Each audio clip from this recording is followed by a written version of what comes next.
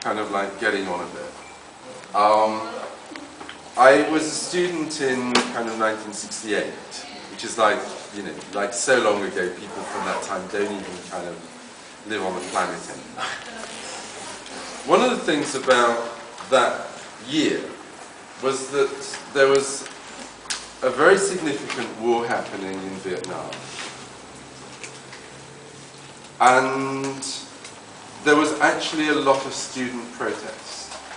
So if you looked globally, in Mexico, in Czechoslovakia, in France, lots of places, there was a young generation, didn't include everybody, lots of people actually just, you know, were nice normal students and kind of well behaved and they didn't take part. But there was a whole other sort of generation that was quite a rebellious generation.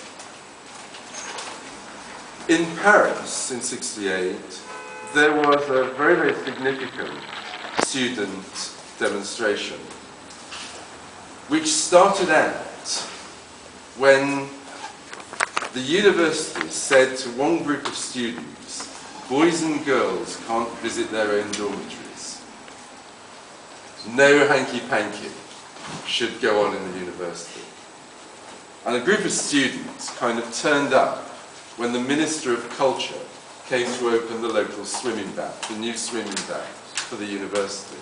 And they turned up with placards that said, we want the right to visit each other's dormitories after kind of 6 o'clock at night. And the police came down heavy on them and beat them up. You have this sort of thing. It's horrible. And so there was another student demonstration organised. And that got heavily kind of beaten up as well. And within a month, there was a national strike that involved hundreds of factories and the entire workforce of France, actually. And the country was paralysed, and the government fell. Which is a kind of, you know, is all a lesson about what you should kind of say about who should visit each other's dormitories, of the consequences of saying no. It was called May '68, but there were lots of other anti-war demonstrations and kind of youth things that happened around the world in that sort of period. And posters actually were a very kind of important part of the rebellion in Paris. The artists and students organised print studios a bit like ours. And they made very, very witty posters about the political situation. In England, there were occupations in universities and kind of similar things. And there was a very strong poster culture that was about pop music.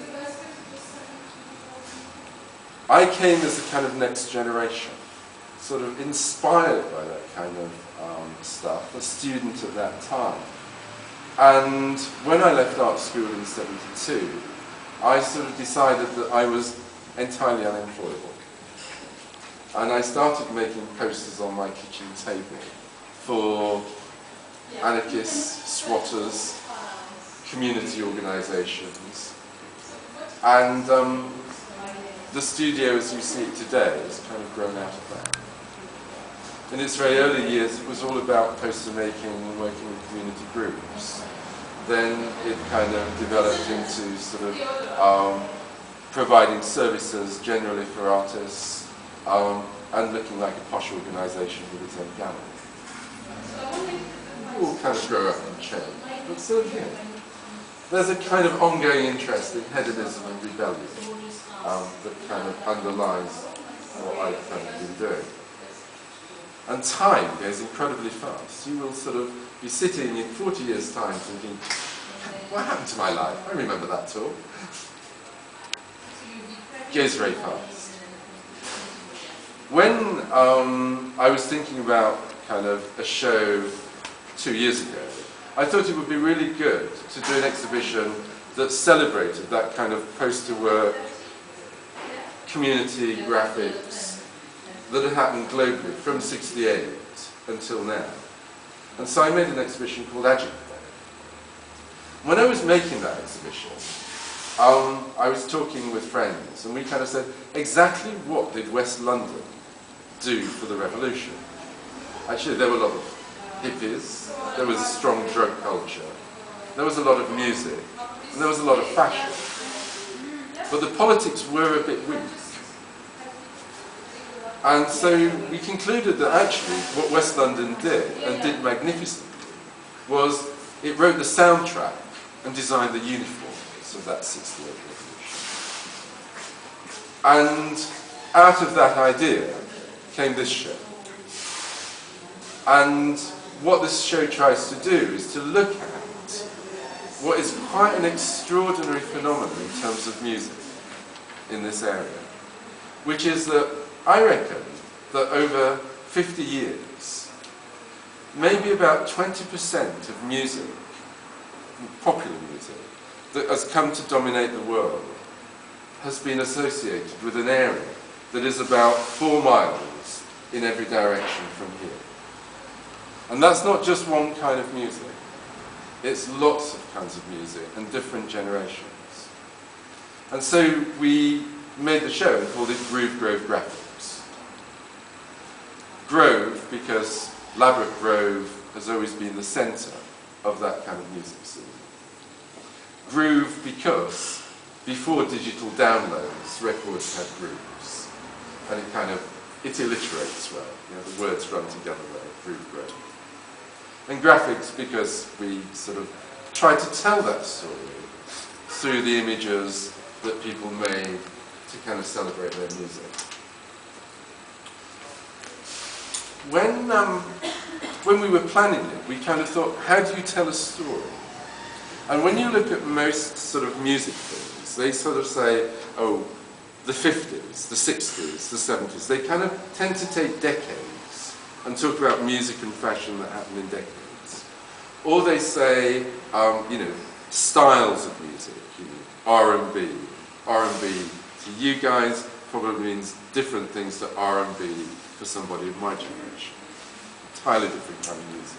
But you take, you know, punk or electro or whatever, and you tell the stories of those. But what's really particular about this place is that there's been lots and lots of different kinds of invention. There have been different peoples from different cultures bumping up against each other and borrowing off each other. And that's gone on generation after generation.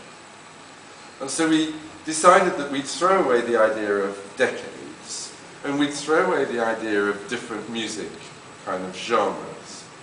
And we'd try and say, let's find categories that are a common experience for all of those people making different kinds of music throughout that whole period from the 40s through to today. And then we kind of thought, what are those categories? What is common to each of those kind of groups? And one of them is the idea of do-it-yourself. The idea that actually there's a music called skiffle that happens in the 50s. And skiffle is about taking domestic kind of things, you know, the things called washboards, which were kind of what you rub clothes against. And you kind of used it as a kind of rhythm thing. You know, tin cans, anything that's lying around, and you use that to make music. Actually, a very similar principle to punks, who kind of made music, made their own discs and distributed them. Or to kind of companies, major companies, like Virgin Records, where Richard Branson starts out as a hippie, running a cafe in Brighton, I remember, and then moves here and starts selling records. And from that builds a global empire that sells everything from wedding dresses to takes you to trips around the world. There are other kind of companies, equally famous, like Island Records, Chris Blackwell, who's a white Jamaican who comes here importing Jamaican music, selling it out the back of a van, sets up a shop just across the road in the Harrow Road, selling and distributing that.